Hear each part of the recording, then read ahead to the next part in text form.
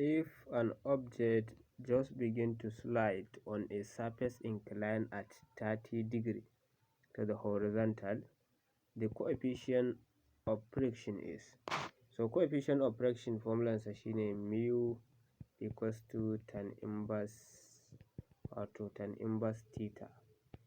So mu equals to tan inverse theta ɗin shine wannan 30 degree ɗin da aka bada 30.